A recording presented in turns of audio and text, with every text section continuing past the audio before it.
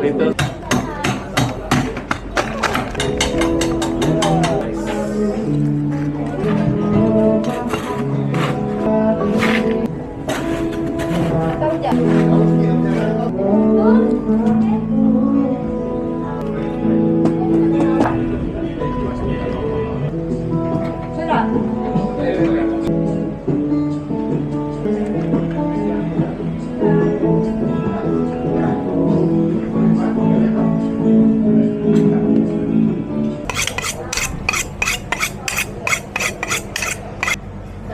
你那边可以 review 一下啊。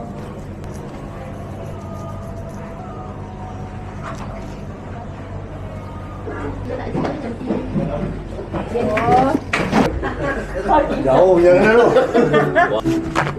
2 kilo ni. 5 kilo, right? Kecil. This is our type of rendang. Rendang dan ketupat. Oh, ikan tu ah. Hidup lagi. Kacau. Kita makan ya. Habiskan je semua.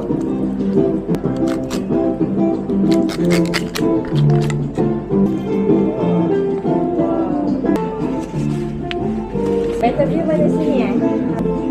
So chef, the upper part is suitable for sushi. Atas more suitable for sashimi. Okay. Sashimi. The bawah is for sushi. Bawah for sushi lah. Tapi all preference lah. Orang ni pun okay je sebenarnya. So, Nak rasa sikit sikit je kan? Boleh lah. Kalau tak nanti air pembunan. Sebab pregnant tu tak boleh raw. oh ya ya. Atau boleh bakar. Dia Lain baby. lah rasa dia kalau makan. Ah, ya. Kau masih angkat pula.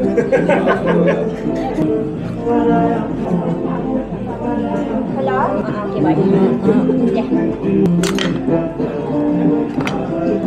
Wow, so nice. Hey, Asfa. Hai.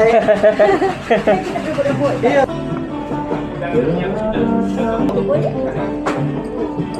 Boleh dah satu kan? Enggak. Nice. Kan? Eh je. Nanti aku